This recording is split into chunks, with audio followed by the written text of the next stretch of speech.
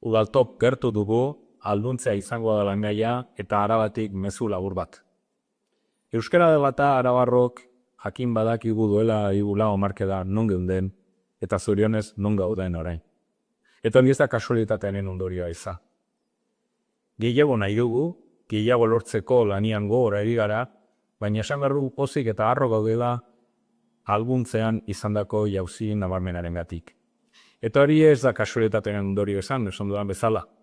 Hainbat erabilek, hainbat erakundek, hainbat gizarte mugimenduk eta hainbat lagunek partu izan dute lan horretak. Arabako Foru Aldundiak bere zatitxoa izan du eta parte hartzen jarraitzeko asmoa du.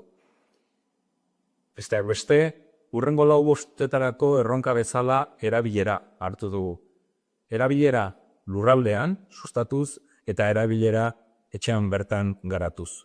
Azken finean, euskaraz bizi nahi dugu. Azken finean, euskaraz lan egin nahi dugu.